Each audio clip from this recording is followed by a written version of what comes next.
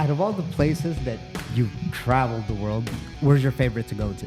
I always thought it's dependent on how much work you put in and how dedicated you are to it. Also, like how concentrated are you while you do that work. It's never as bad as it seems, and it's never as good as it seems. Oh, just keep going. Like eventually your time is going to come. If you don't quit, you can't lose. If the level of the people, of the competitors is on the same level, essentially, if you're just as good as the other person, the one with the better strategy is going to win in most cases. Losing isn't as bad as it seems, and winning isn't as good as it seems. Mm-hmm. It just is. But things are hard in the beginning, right? Everything's kind of hard in the beginning. And this is just probably a general rule in life, is that you are who you hang out with. So just play your freaking game like everything you always do, but try new stuff and all that. And you have to kind of put your ego aside if you want to do that.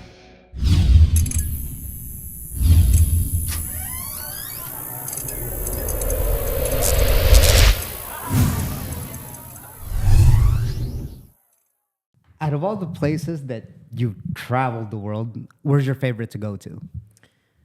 I think Australia was my favorite one to live, but I also really loved Sweden. That was a really cool one to just visit and explore. And you're German? Yes. Really? Yeah. How did you end up in Australia? I originally went for a job. I was studying and I got an internship. It was like part of my course, and I was only going to be there for a little bit.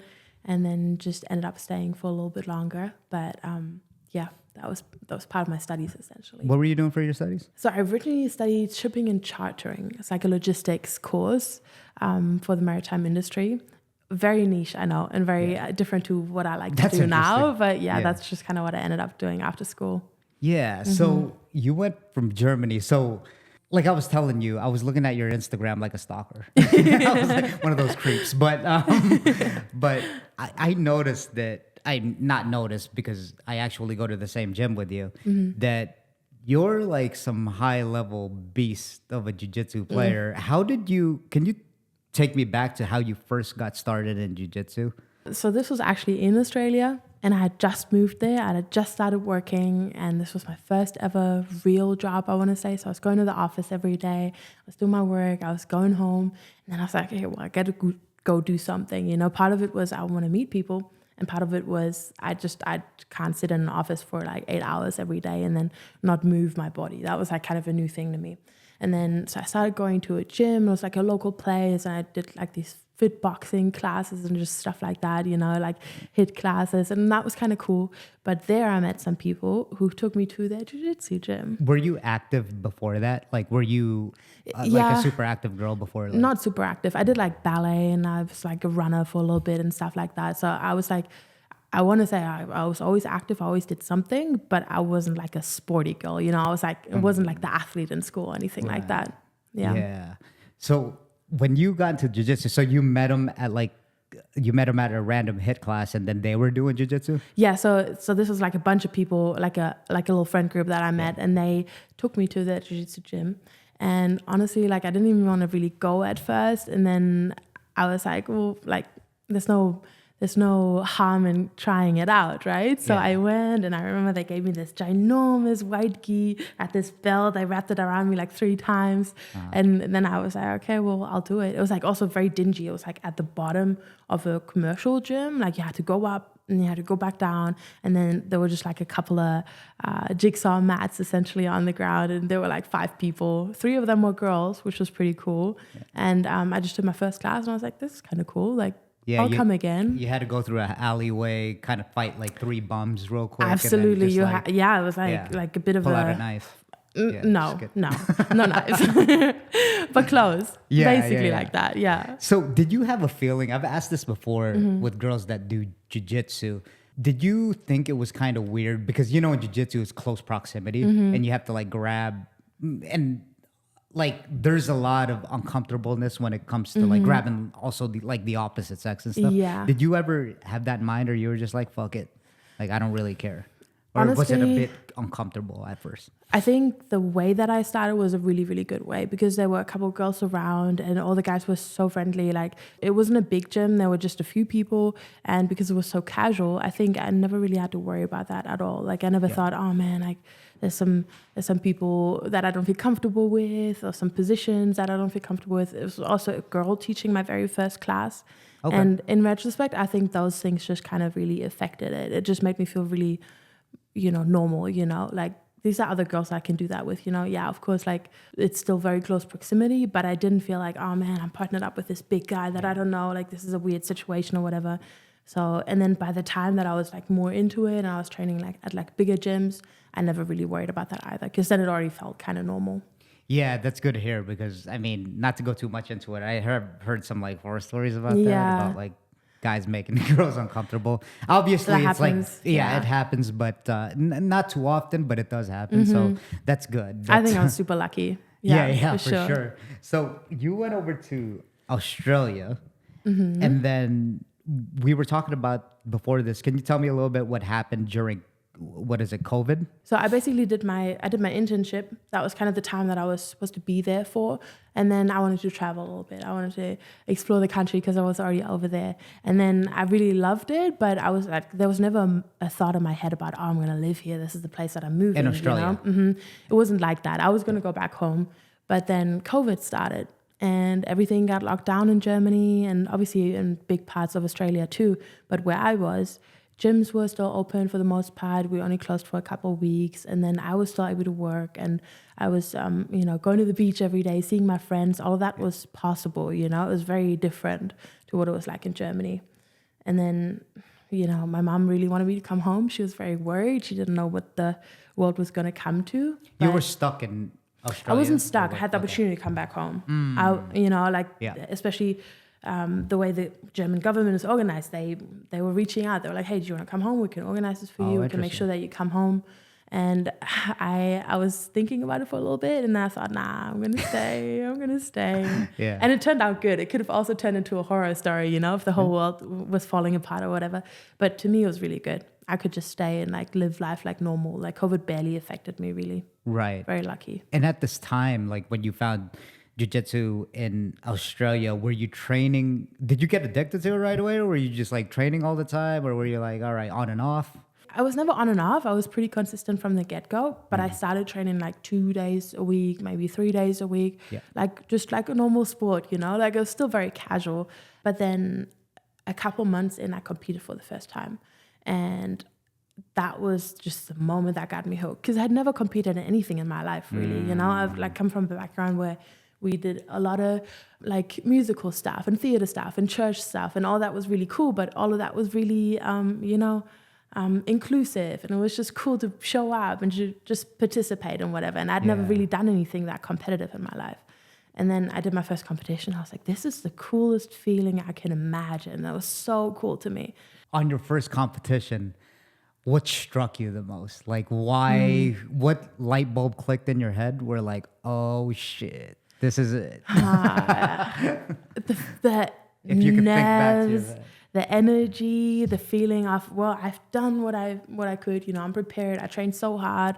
Like all the girls were like taking me aside after every session leading up to it. And they were like, okay, what do you do if you get stuck in closed guard? And I was like, okay, this is what I do.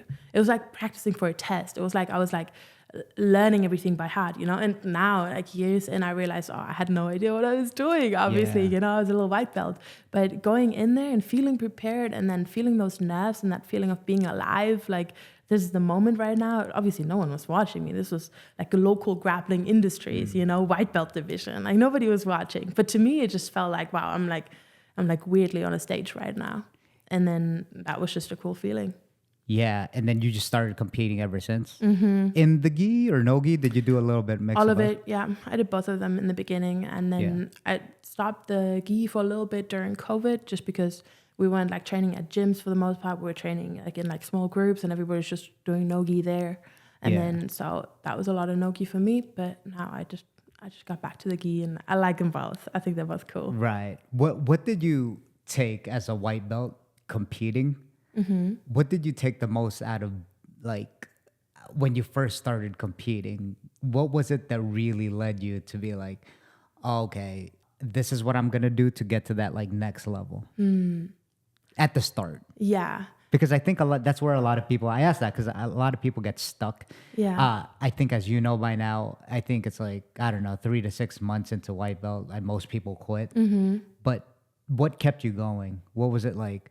Oh, okay, I'm pretty good at this jiu-jitsu shit, or like yeah. I mean, once I did my first competition, I was like, okay, well, it didn't take that much to beat everyone. Like, if I could do a little bit more, I can beat everybody else too, right? Like, that was kind of the thought. And then it was kind of easy to just go from 2 or 3 times a week to like every day. And then eventually I was like, okay, maybe I'll do doubles on Saturday. And then I was like, maybe I'll drill with my friends before class, just like easy ways to add a little bit of it. Yeah. And then I was like, okay, well, let me compete as much as possible, because I had a feeling that also mattered more than just training. I thought, okay, if I compete too, then that'll give me that experience. And then before I knew it, I was just so into it.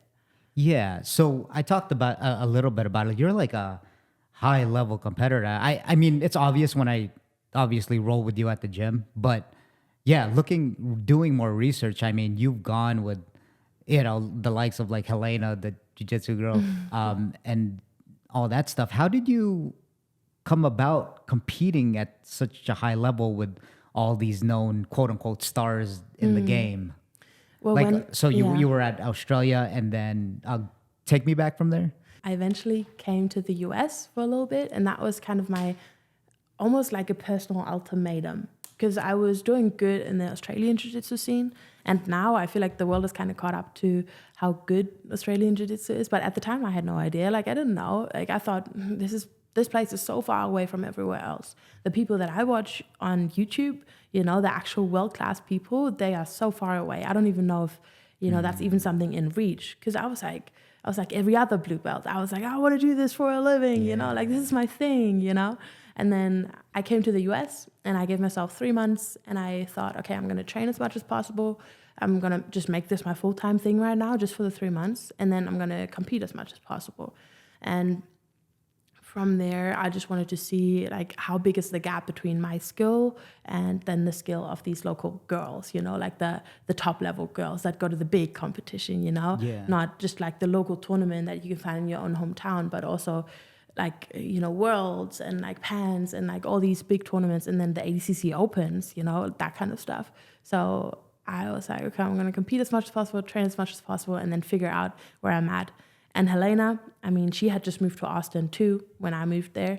And I mean, when I was staying there, and then that just kind of came about because we were both like on the scene, just like trying to make a splash. Her splash has really gotten big right now. I mean, that's amazing. It's so cool. Talking to you, I can see how you're an animal on the mats, because you talk like, it's like, yeah, I wanted to kind of see how I would do. It's like, damn, for someone average, I think that's kind of a scary thought, right? Like, you're murking. I've talked about this with, other people that do jiu-jitsu, like Jerry. And it's like, to be able to, I guess, kind of like put your ego aside, since you did say that you were like doing pretty good in the local scene. And then to be like, all right, I want to see where I go or how I do on the big stage. That's scary for a lot of people. Psychologically, it's almost like, you know what, man? I'm going to stay in my little box and like be the fucking man. You know what I mean? Instead of like testing yourself. That's fun for sure. Yeah. Like, to be the fucking man is amazing. Obviously, everybody wants to do that. But you were just like, fuck it, man. I think I was curious more than anything.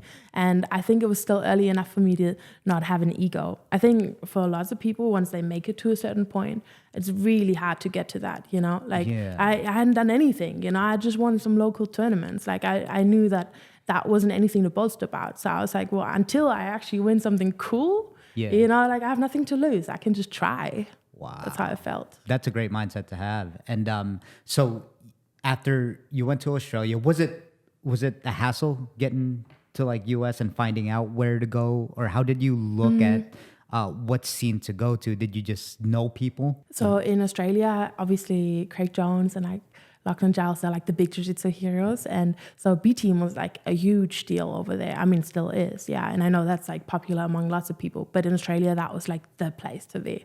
Oh, and I'm sorry, before you go on, with the whole B team, and I'm not going to go too much about like the history of it, were they just starting to form? Because I know that obviously they were part of John Danaher's squad, Craig Jones and all that. They were down in Puerto Rico.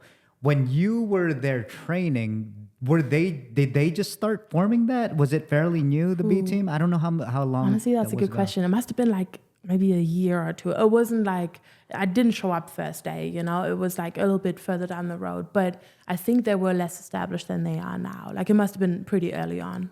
Yeah, exactly. Yeah, sorry. No, you're good. You're good.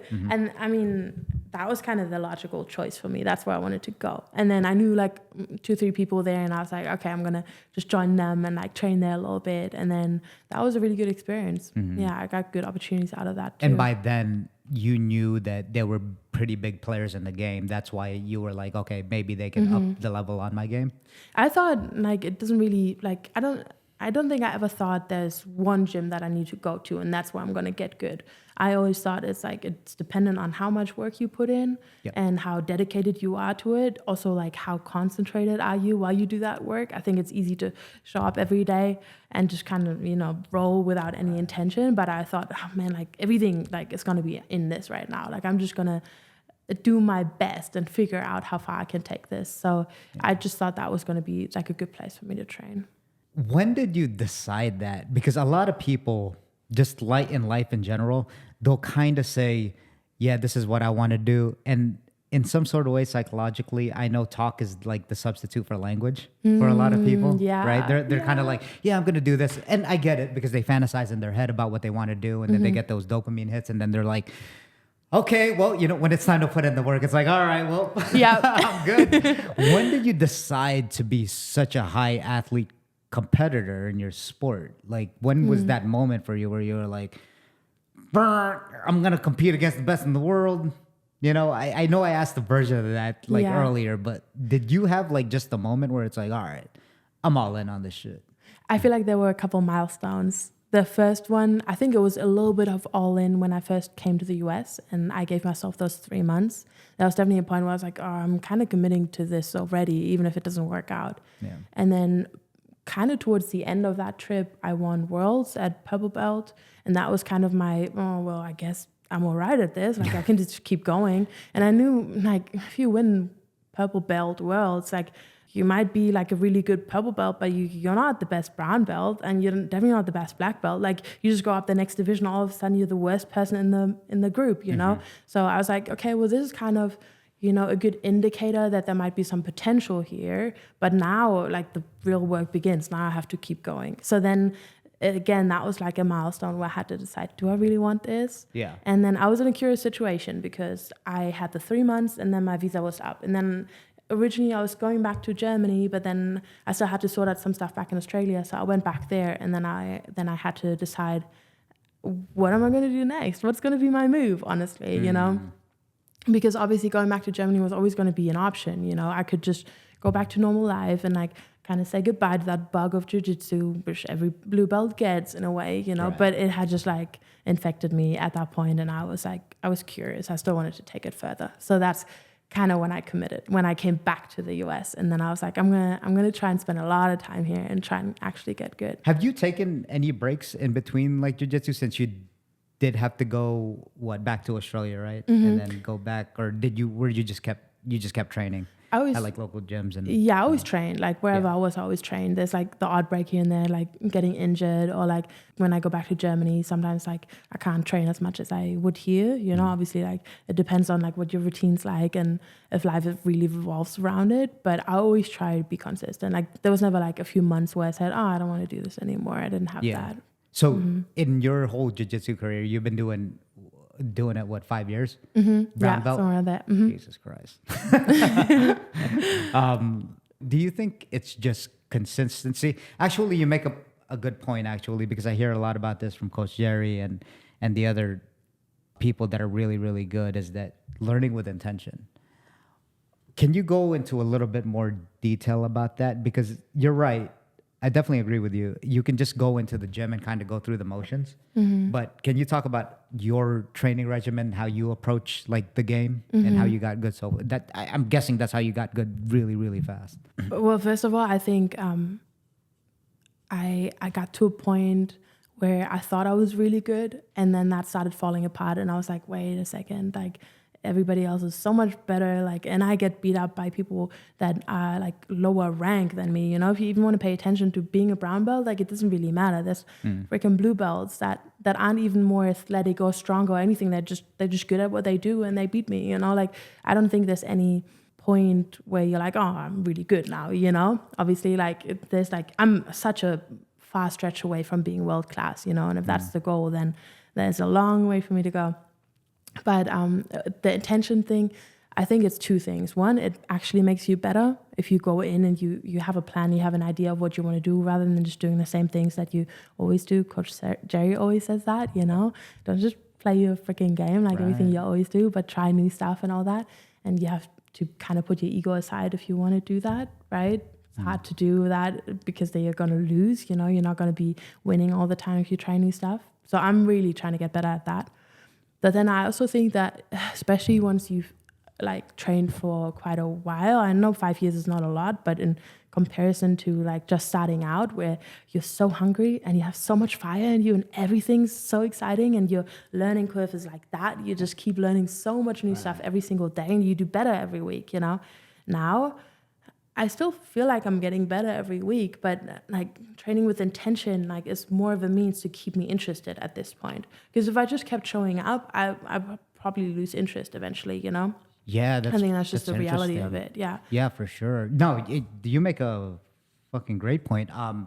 Yeah, you know, like when we first start off, you pretty much absolutely don't know anything, right? And then the curve of learning is so huge. Yeah. That it's kind of like, oh, it's just getting really, really good at everything. I'm amazing right? now, yeah. you know? And then when you get down to, you know, like the higher levels where you've been doing it for a while, yeah, you're just like really, really nitpicky about what you do. And you're not almost, but then you're pretty much your harshest critic at that point, right? Yeah. And then there's, you know, what they call the blue belt blues, and then you plateau. I don't know what they call for brown belts, but, you know, and all that. It's like, yeah, I mean, how do you manage to keep it fun when, like, I'm sure you train like 5-6 days a week, you know, more than other people. What is it mentally in your head that you're like, okay, well, I like this shit. I like what I do, but how do you keep it fun for yourself? I think I need to stay accountable and actually pay attention to what's happening. If I just show up, I have good days and I have bad days, but that feeling of just training for the joy of it, like, it's not as satisfying to me. But when I actually, you know, try and get better, and soak up the techniques and ask my questions and like study on the side and watch matches and just like observe the people that are really good in the room. You know, if I just watch them, I feel like that always fuels me. And I see that they do things that maybe I never even thought about doing, you know, that kind of stuff. I feel like keeping the fire alive and keeping it interesting is like learning, like getting better. Nobody likes to show up every day and just do just as good as they did the day before. But I think everybody's pretty excited about learning and getting better. Right. So like, but that takes a little bit of effort. That takes more than just like showing up and like, you know, being tired and like just going through the motions and rolling or whatever. I feel like if you learn, like that fire comes back, then you feel like a fresh white belt again. You're like, this is so freaking cool. Like I love this sport. Yeah, exactly. I mean, I'm sure everyone gets this. You're not always going to be so excited to go out there, even though, you know, we like doing this shit. But like, can you give someone tips, say if they were like just feeling tired? Because like I said, we may like to do it, but sometimes we got brain fog. I don't know. We probably ate like shit the other day and we feel like crap. We're heavy on our feet. How would you say or what is some advice that you would give to get through those grueling training sessions? Because I'm sure you have it more than other people because you train so much. You know, it's kind of like, oh man, I'm not like feeling right today, but I'm going to do this shit anyway. Yeah, I know that feeling so well. Yeah. I think there's a few different things you can do. most importantly, probably just staying consistent, just still showing up. I think that just keeps you involved. If you just go away, it's momentum, right? If you train every day, you're probably going to keep training every day. But if you stop, you're probably not going to go back. I feel like if you eat like shit every day, you're going to want shit food. But if you eat really clean, your body starts eventually craving clean food. Right. And I mean, that's like basic knowledge for everyone, right? But I feel like if you just keep showing up, it's easier to show up than if you haven't showed up for a week and then you kind of have to like get your ass off the couch and kind of just try and do it. And then, I mean, that's like kind of baseline. Obviously, I keep showing up. But then I think other than that, it's very personal and you got to figure out what works for you. And that's where I think everybody should just experiment a little bit. Like if it gets you super amped up, if you sign up for a competition and you all of a sudden you have like an 8-week camp and you just want to get really good for the competition, then that might be a good way to fuel your motivation. Right. Or if you just need to like talk to your friends about jiu-jitsu. You know, if you have a lot of people that do jiu-jitsu around you or like just people at the gym and you know that this person is hella excited about it and you just talk to them for a little bit. Sometimes that gets the spark back too, I think. Yeah. Or like learning something new, like studying a new area, something you haven't explored before and then just trying it out. Like those little feelings of success in your rounds, like when you actually implement something new, I think that can also build and like get you back on the horse and get you back like into that cool, fun stage of jiu-jitsu. Right, exactly. Yeah, it's so important to celebrate like the small wins just with anything in life. Yeah. It's just, especially when, like I'm 39 years old now, and some of the stuff that I used to care about like money and all that, you no longer really do. Cool. It's great. just because you tend to realize that it doesn't make you happy, right? It's kind of like you were taught this, and don't get me wrong, everyone needs money to support themselves and stuff like that. But then when you reach a certain point, not even if you're wealthy, but then if you could manage, you're looking for more than, it's like, what is this? Am I just going to be on the hamster wheel the whole time? It's like, man. So I think it's just very important to celebrate those small wins. For sure. Like even after I do this podcast, even like say after this conversation, I was like, damn, that was cool. Even though you don't get paid for it or anything, it was like, oh, damn, that's the reason why I do it. You know? That's awesome. Like being passionate about things, right? Exactly. Yeah, for sure. And I think when it comes to passion too, for the people that, you know, are like, well, I don't know what I'm passionate about. It's kind of like, I don't know if you'd like attest to this or agree to this, but I think in some sort of way, you just don't kind of find your passion. You just kind of run into it, get good at it, then you get passionate at it. Yeah. You know, because I think a lot of people like sit at home and they say, yeah, you know, I just don't know what to do and stuff like that. I was like, well, have you even tried?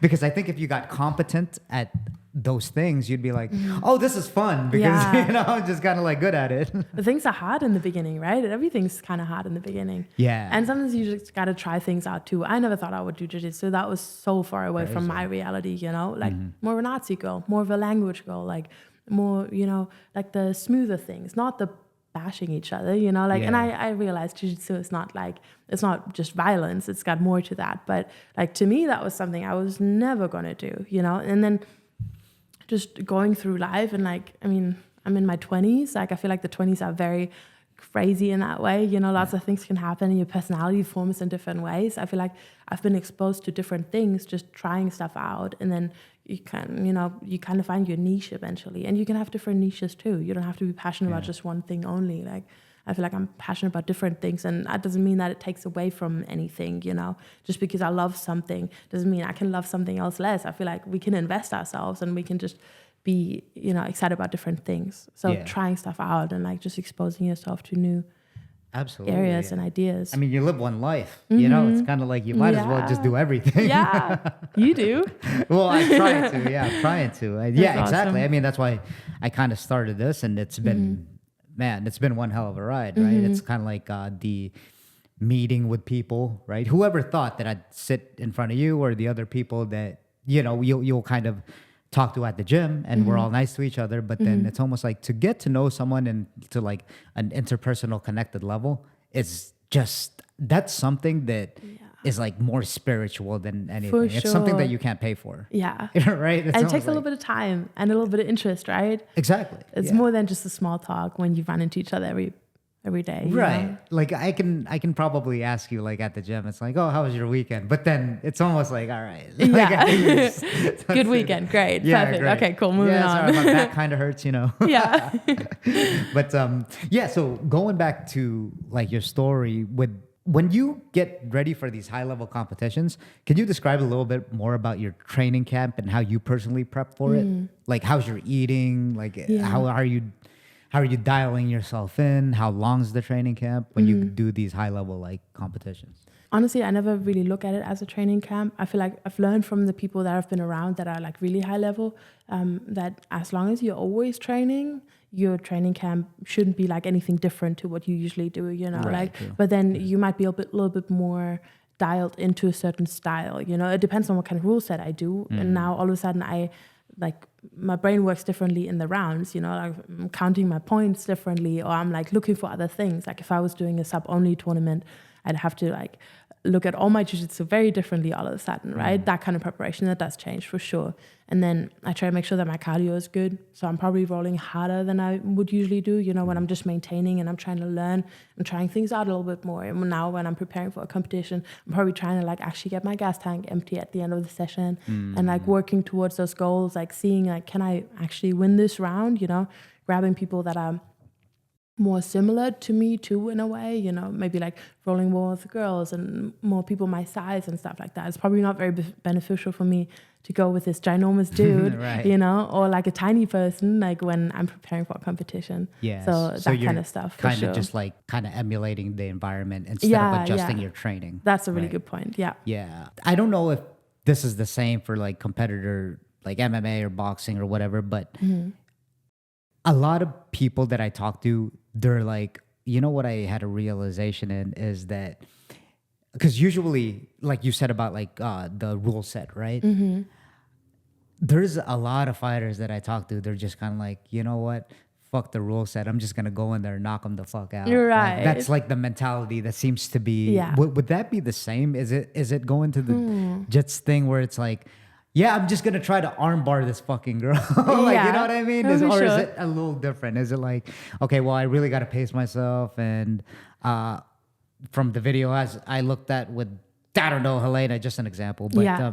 it's kind of like, oh, she does this here. Or are you just trying to submit everyone that you can? Or is your style a little bit different? Or do you approach it a little bit different? I actually like that you bring her up, because with someone like Helena, who's so dangerous, who's got great submissions and like very tricky guards, stuff like that, obviously you're game planning to an extent. If you didn't, then either you'd be better than them. I feel like if you're better than the person, you don't have to game plan as much, you know? William Tackett told me this. If the level of the people, of the competitors is on the same level, essentially, if you're just as good as the other person, the one with the better strategy is going to win in most cases. Yeah, because that's what's going to separate, right? Yeah.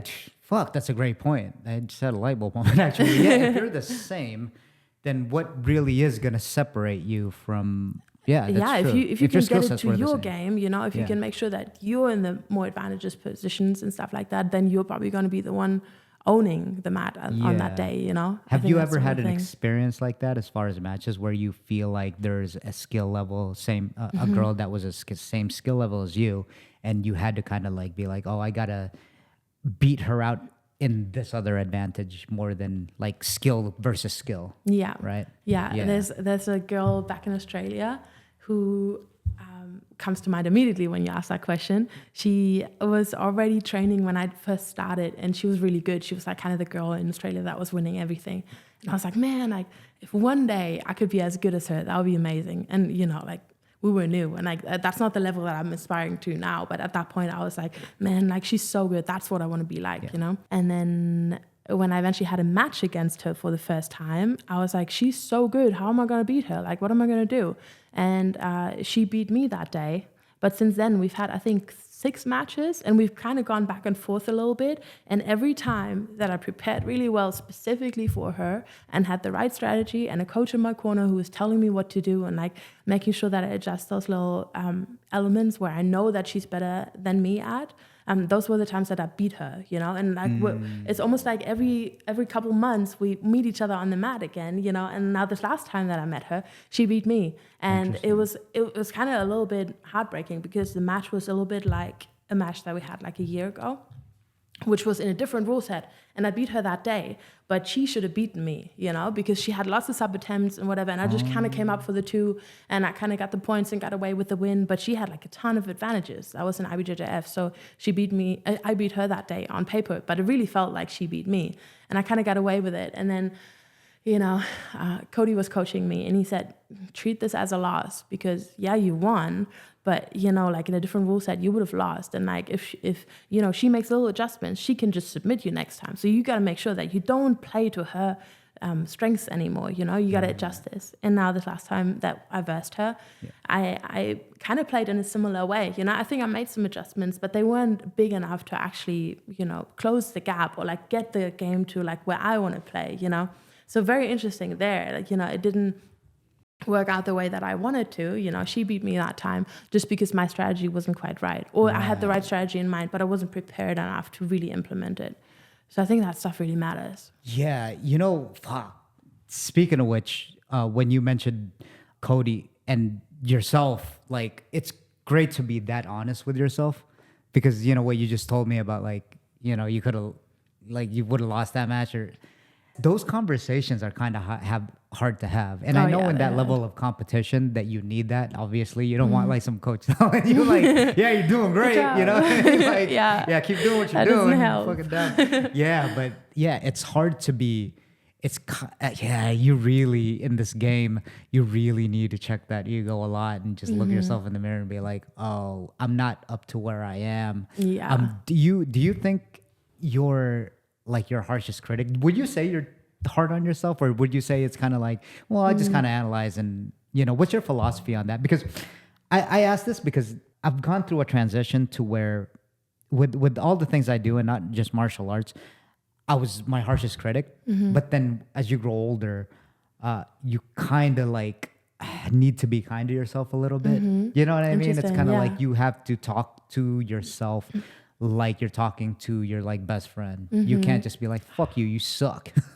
Right? You have to be like, doesn't always help, does it? Right. It's like self-sabotaging. Yeah. Right. So how would you say you deal with like losses? And do you really get down on yourself, or do you just kind of go on to the next one? Like, you know, like a professional athlete or something.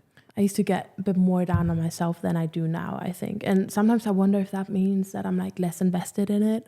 But I don't really think so. I think it's just like a relationship with yourself that has to evolve. And I like what you said about like talking to your best friend, because someone was told me like you get one day to celebrate if you win, or you get one day to like cry if you lose. And I used to cry after losses, and now I don't so much. It's more like, oh man, like dang, I gotta go back. Can we fix this right now? That's how it feels now. So I think like I am a harsh critic to myself, but not to the point that I like bully myself. If anything, I would like to be harsher in the way of, okay, well, now put it into action. Now go change that thing. Like, yeah, you can be sad about losing, but then as long as you, like, I don't think the sadness stays for very long if you, like, transport it into something, you know? If you, like, use it and you use that emotion for fuel to, like, actually get better and then to really fix the things. And in that sense, it's good to be a harsh critic, right? Because like in that moment where I won the match on paper, but it didn't really feel like that because obviously she was putting me in really bad positions. There I should have just said, man, like that was terrible. You know, like I got to work this out right now. But instead, and this is something that happens when you win, you know, like it's harder to learn from it. It just really is. Like, and people always say this in Jiu-Jitsu, you either win or you learn. You know, I think you should always learn. In that moment, I should have really treated it as a loss. I should have really said, okay, well, I gotta get this under control now. Like, there's some things where I always do a certain thing, but I should be doing something else. And here I need to adjust this and whatever. So in that sense, like I'm not as hard on myself as I used to be, but I should probably be harder in the sense that I like then move it into action. I see what you're saying. Yeah, that's a really good point. Like coach myself more to an extent, if that makes sense. Right. Yeah, completely. I just heard this one thing recently, and it sums it up pretty good, especially as you get older or even older as in like you've been competing in a while, that it's never as bad as it seems and it's never as good as it seems. Oh, that's so good. It's so good because it's so balanced out. Now I know evolutionary wise, we were think like negative biases, right? Like what could go wrong will probably go wrong. Like that's how our mind goes too. But then when we win, it's almost like, oh, we kind of got to learn to like humble ourselves because it's on to the next one. So I really like that quote. Like losing isn't as bad as it seems and winning isn't as good as it seems. It just is. Right. And then it's like, if you can put it into that context, I think that will save you from self-sabotaging yourself, from being like your harshest critic. And you can kind of just learn from your mistakes. Hell yeah. So I think it's like, thank you. I'm going to really use that. Good. Yeah, I'm going to be thinking good. about that. Yeah, you know, I was like, I kind of feel like Socrates. Yeah, that's so good for sure. Yeah. And it takes you away from it, right? It takes the emotion away a little bit. You can just look at it from the outside and be like, that was good. That was bad. Let's adjust this. Let's keep exploring that. Something And like that. and honestly, that's how we should be judging things, as objectively, right? Like if you were to take yourself outside of your body and you're just kind of looking at yourself, you're like, what? Wait a minute, that wasn't that bad. You actually did really good. Yeah. And then on the other side of that, it's kind of like, oh, you probably should have done that. And you just got away with it. You got away with it, yeah. But very cool. So can you take me? So you just mentioned that, you know, like Cody was in your corner. How did you guys meet? We met training.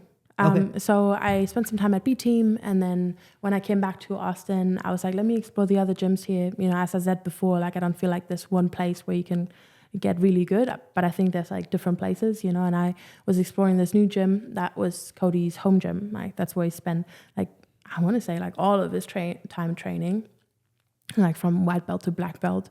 And I just showed up there one day and then kind of just like did like a trial week and whatever. And he was like, after the third day, he was like, why is this girl here again? Like I've seen her before, but like, why is she here again? And she's in the gi? Like, what? That's so weird. And then, you know, I ended up staying at that gym and it was a really good fit for me. And we just kind of met each other there. Did he put the riz on you?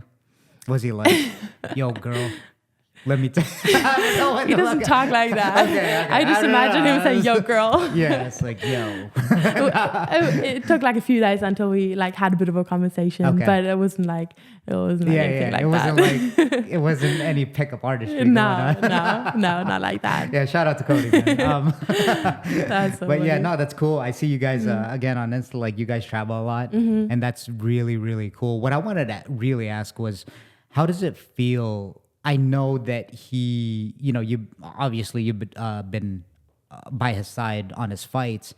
How does that feel about like that relationship dynamic of it? Do you get scared? What is anxiety going through you when you're watching him? Are you like, yeah, fuck him up? Like, what's going through your mind? What's going through your head? Like, or are you just kind of like, I'm gonna let him do his thing? Like, what? I've seen, I want to say 3 of his fights now. Yeah. The first one, I was really shy. I was like, I'm just here for the ride, you know, like I hadn't known him for that long, you know, all his friends were there and I'm just here. Like just kind of met them, you know, and I was like, I was hella nervous, you know, but it was fine. It was cool. Second one, I was already so invested, you know, I was like on the sidelines. So I was like, okay, sweaty palms and like I'm like your Eminem, like these weak palms are heavy. Yes, basically. Yeah, just sit down because I can like stand up, you know. It was weird. And then like halfway through the fight, I'm like, you know, just like nervous, you know, like every time that he looks like something's not going his way, you know, I'm like, oh no, what's happening? Yeah. And then, you know, he starts beating the guy up again and I'm like, yes, Cody, let's go. A fucking roller coaster. It is a roller coaster, yeah. And I like that sometimes he like runs me through how the fight is probably gonna go because he has a good feeling, you know, like he can read people well, like he studies them a lot, and then sometimes he gets to the point where he's like, I just know what's going to happen next, you know, just because he understands their patterns and stuff like that.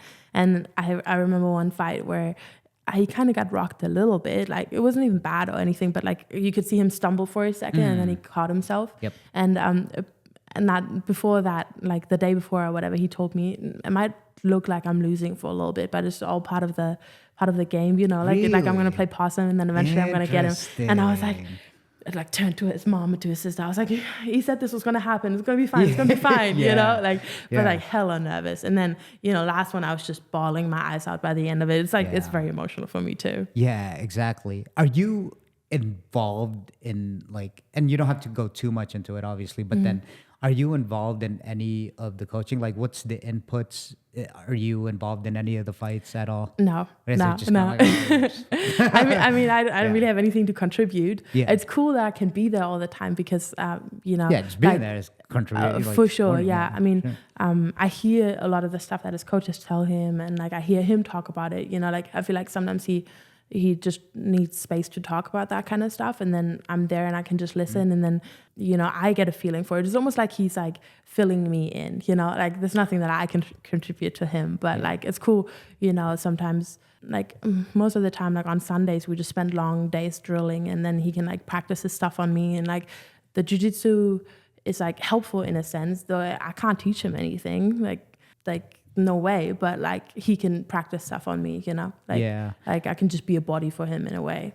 Contrary to like popular belief between the gender dynamics between guys and girls, like I think it is important for guys to vent out, especially at that intense level, to vent out. Like I know it's like generally it's like mostly girls that like will vent their problems and stuff like that, and it's kind of like at that level though he kind of probably, I know I would need someone there to kind of be like, okay, this is how the fight went, man. And that'd be like a big deal. Yeah. So within that's almost kind of like having a coach itself. You know what I mean? I could only imagine. I think just someone to be there, like, and in the house that we live, like with the housemates, everybody trains too. Like they run ideas past each other and they like bounce off each other and stuff like that. And it's just like cool to hear them talk to each other too, you like hear them process the stuff. I'm learning a lot. I wasn't an MMA fan at all before I met Cody. Like I had no idea about MMA, and jiu-jitsu was like a different thing to me, like to MMA. And now I'm learning so much. Like it's finally really, really fun to watch fights, and I watch fights a lot now. That's like part of my life now. Exactly. And I'm like,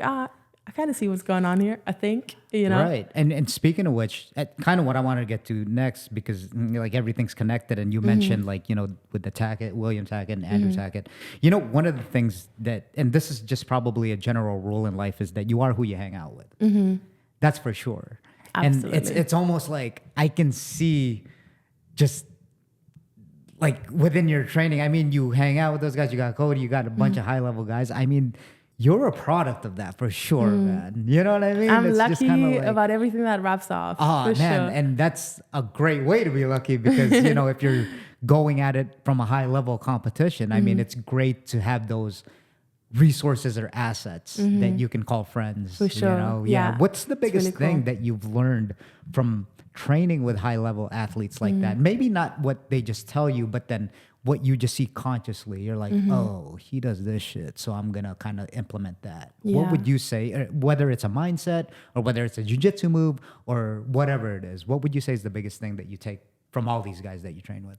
I think there's two parts. One is the mindset, for sure. I feel like these people that have been around, they are humble, but they're also really confident. And I think that's something that I didn't understand first. I was like, you got to be humble because like you don't want to have a big ego, that's going to be in your way. But you also got to believe in yourself. Yes. Like I think that was so new to me. I was like, damn, like these kids actually back themselves, And I think that's not just in training, but it's also like in competition and in life in general. Like I feel like if you're too humble about like your skills or your personality or anything in life, really, like you're going to be left behind because like that's the attitude that you put out into the world, right? And then people look at you like that too. Yeah, you get shit on. For sure, yeah. And if you back yourself and you kind of, like walk around with your shoulders back and you kind of look like someone who believes in themselves, everybody wants to be a friend. I see that in Cody. Like he just looks confident, and I think everybody like looks up to that.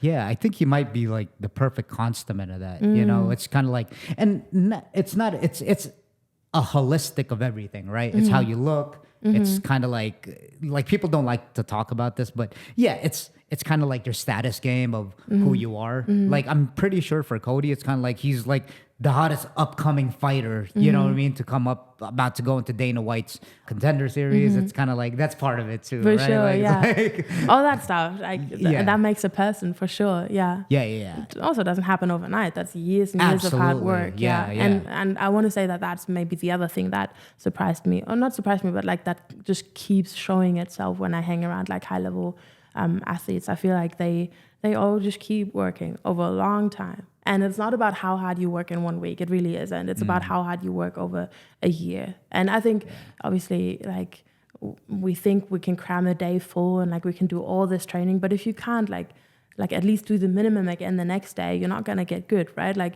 obviously you work harder one day than the other, and like this work and like life commitments and all that other stuff that gets in the way. Sometimes you can't, unless you're a full-time athlete that trains all day every day, and even then, you know, your energy is gonna like not be the same every day. But I feel like generally, if you can keep up a consistent effort and you train really hard, and even when you don't feel like it, you just still show up, and you do that for years and years and years, and you're gonna get good.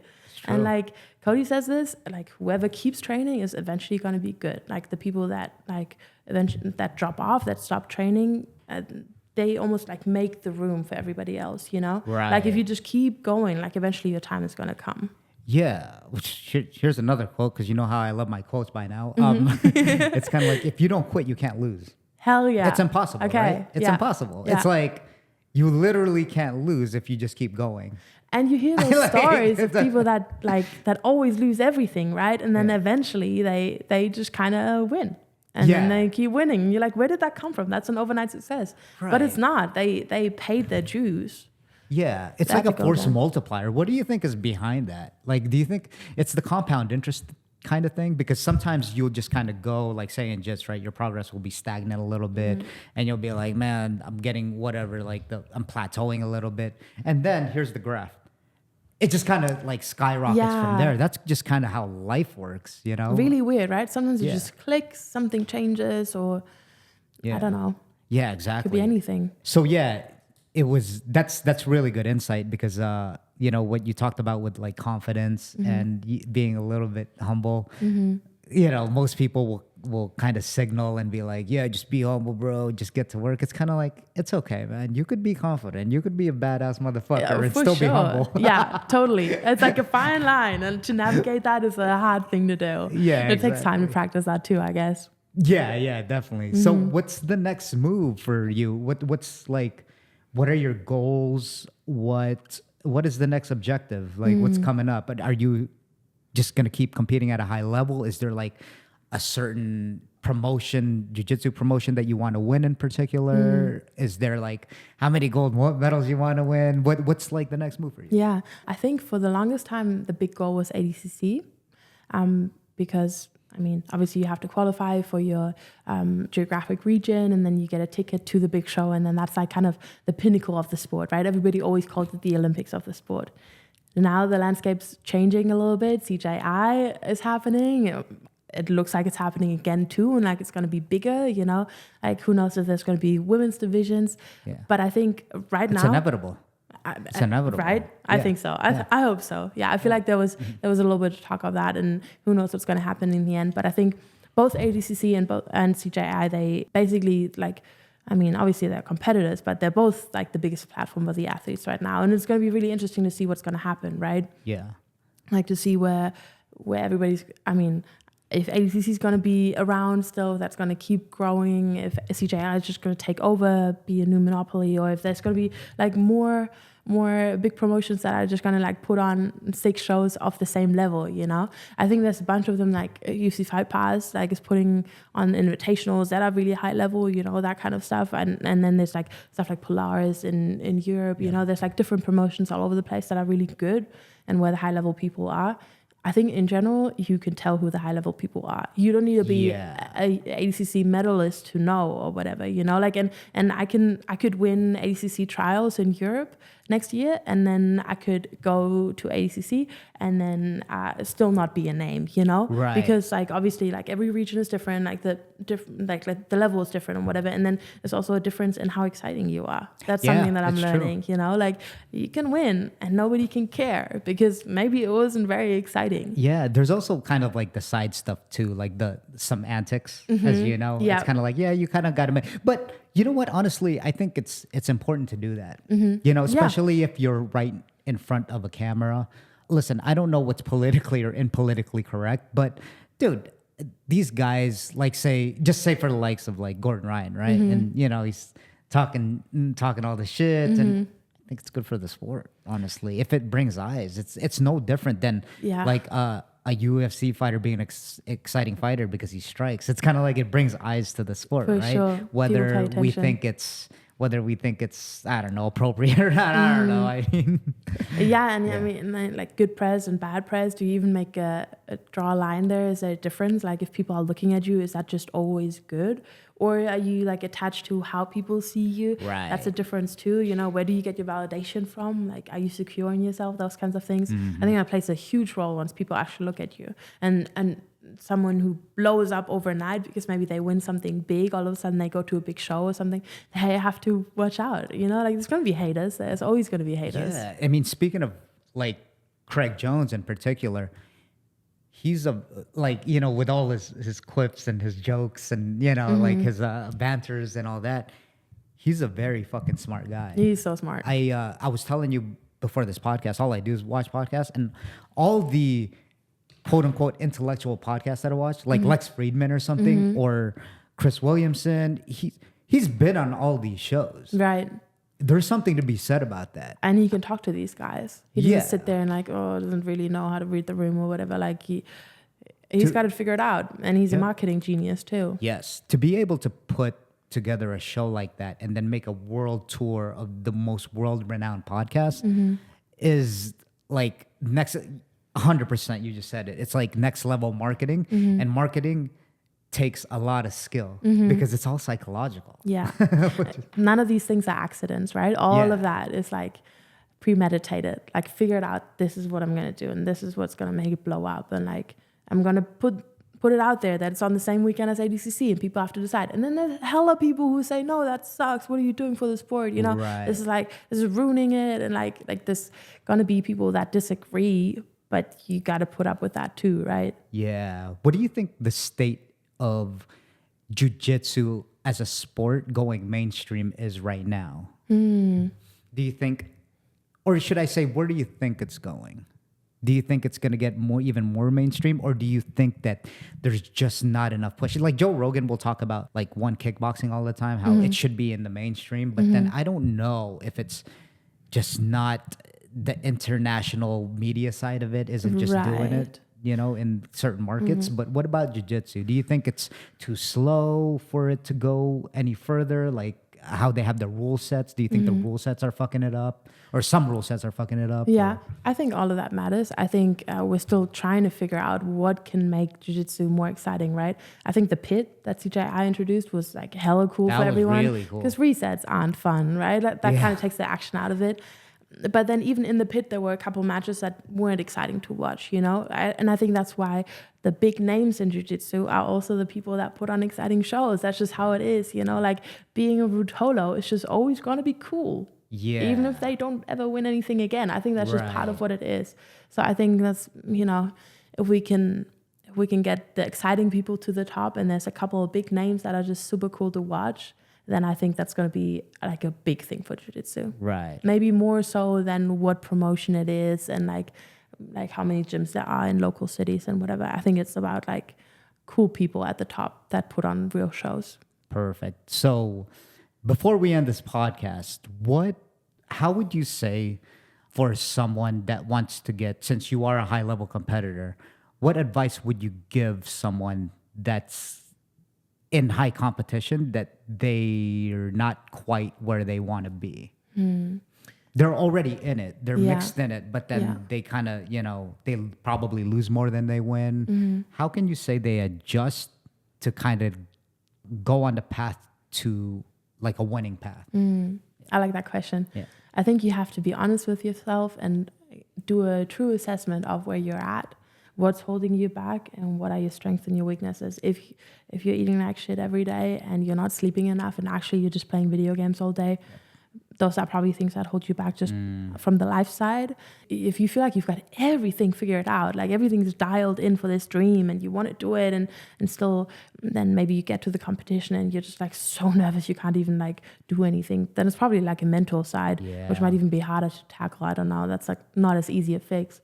Or if you feel like everything's pretty good in your life, like you're going in the right direction, but your jiu-jitsu just isn't as good yet, then maybe just keep working, keep grinding, keep learning, and like practicing those skills. I think it's very individual for everyone, but if you're honest with yourself and you have coaches around you that are honest with you and they don't hold back, I think that can be really helpful to make the jump. And then just time. Yeah, That's why I love talking to martial artists because they have a certain, obviously, discipline. They're very structured, is what I noticed. You know, it's kind of like some. Yeah, some. But yeah, no, I agree. Like you said, everyone's different. But yeah, for the most part, I think like consistency, I would say, is just one of them. For Even sure. if you don't feel like going to the gym, just show up. You know, I know we say train with intention. Even when you can't train with intention, just fucking go. Whatever you can do That's that almost day, a right? cop-out. Yeah, for but, sure, you know. for sure. But No, it's true. Thank you for coming in. Hey, Nora. thank you There's so much. Fucking That a was lot of super gems fun. in here. Hell yeah.